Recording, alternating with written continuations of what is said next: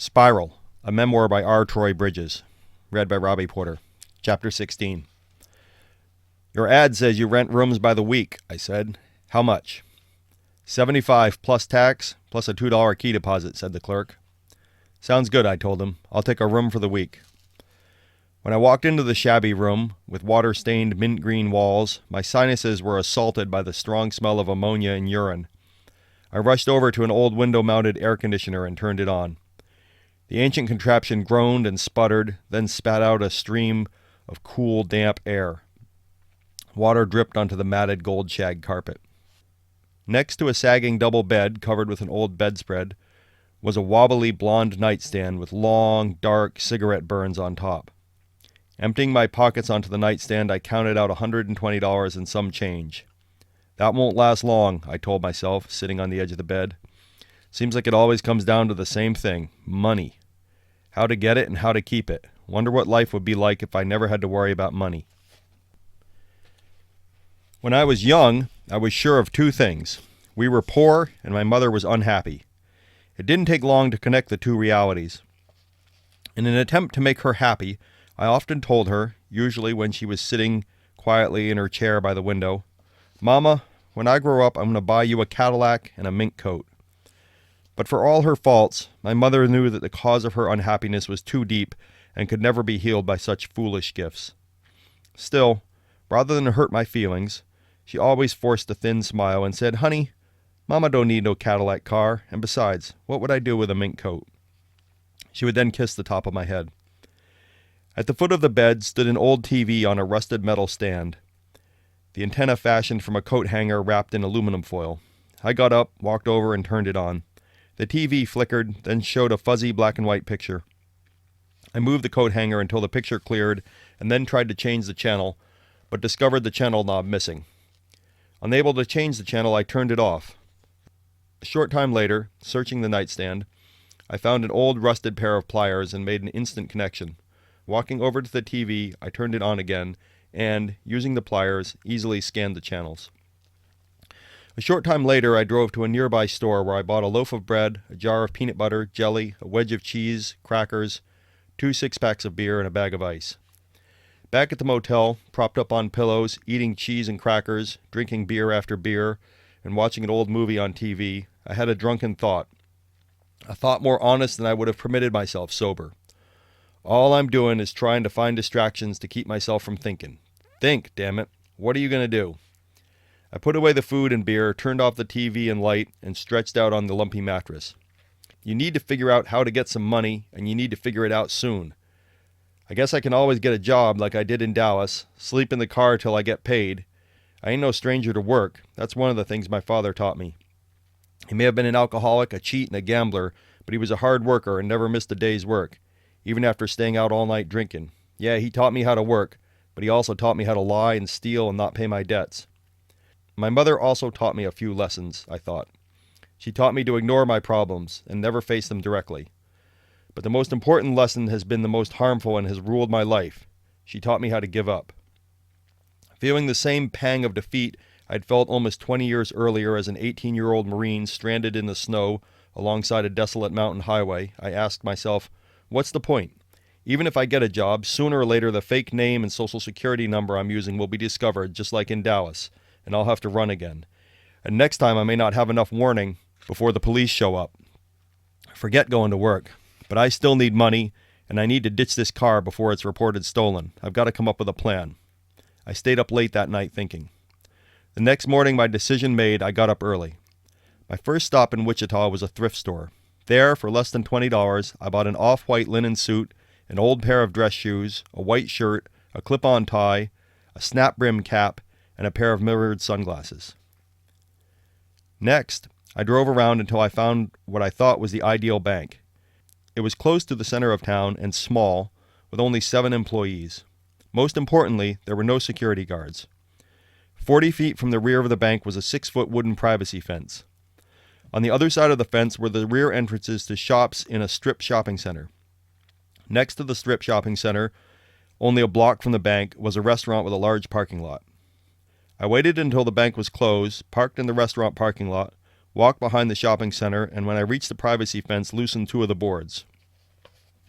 Back at the motel, I wrote on a slip of paper, "This is a holdup. I have a gun. Don't get hurt." Then, dressed in my disguise, stood in front of the mirror and practiced removing the note from my shirt pocket with my left hand while simultaneously reaching into my right for an imaginary gun inside my suit coat. The next day, dressed in my disguise, the hold-up note in my shirt pocket, I parked near the restaurant and watched the bank a block away but couldn't find the courage to walk inside. Finally, after about 20 minutes, afraid of arousing suspicion if I stayed longer and disgusted by my lack of courage, I drove back to the Cottonwood Motel. There I soothed my ego by coming up with excuse after excuse. There's no need to hurry. I still got a few days left on my rent. I still got a few dollars in my pocket. Anyway, I must be crazy planning to rob a bank without a gun. What if an off-duty cop walks in? He won't ask questions, he'll just start shooting. Despite the fear and doubt, I went back the next day, sat in the car and watched the bank. But again, I couldn't find the courage to rob it. I didn't go back the next day. Instead, I tried a new ploy to bolster my courage. I squandered what little money I had on beer and pizza, certain that my lack of money would lead to desperation and desperation to action.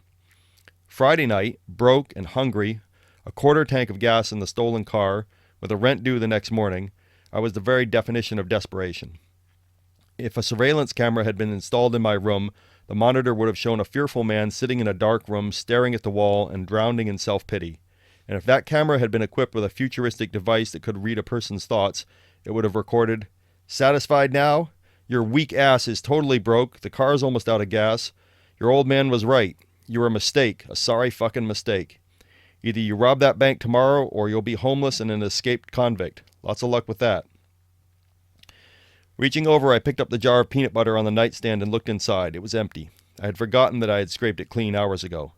Frustrated, I threw the jar at the wastebasket in the corner. It bounced off the wall and spun half a turn on the ugly carpet and stopped.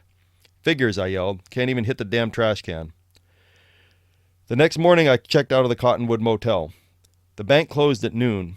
I walked in at 3 minutes before, and it was just as I had hoped. There were no other customers, and all the tellers were busy tallying the day's receipts. One of the tellers looked up. I walked straight to her station. "May I help you?" asked the teller.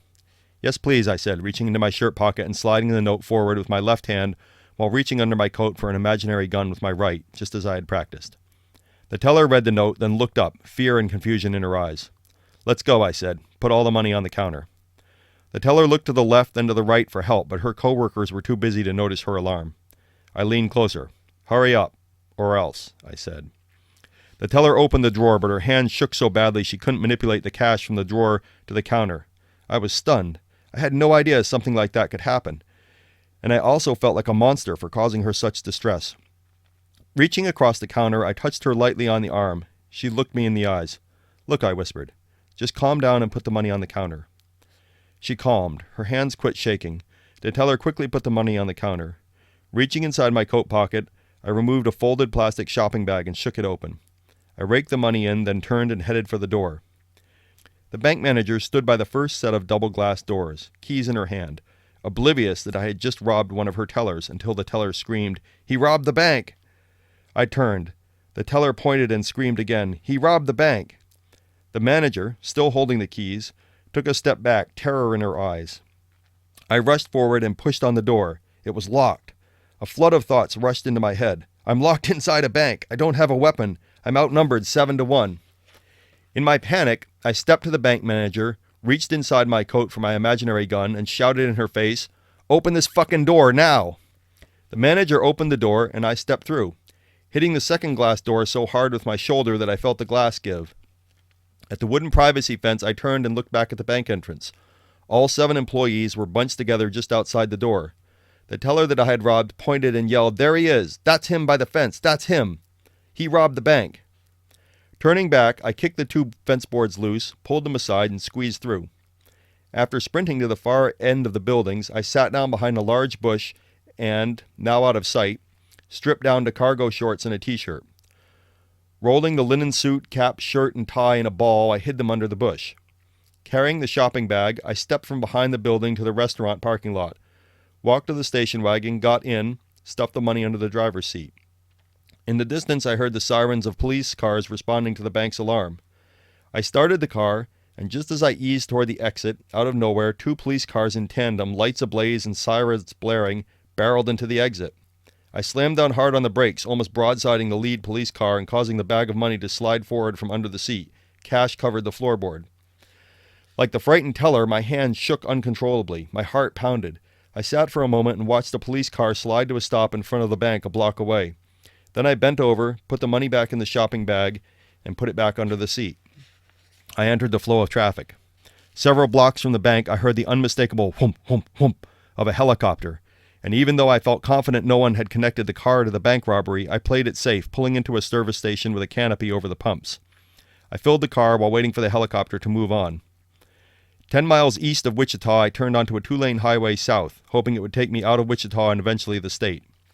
An hour later, the paved highway turned to gravel and the only traffic I encountered was a tractor. Eventually, the gravel turned to dirt, and for a moment I feared being lost. But then I quickly realized that with no destination, I could hardly be lost, my only goal being to get as far from Wichita and the bank as possible. I continued driving south and was overjoyed when I crossed the state line into Oklahoma.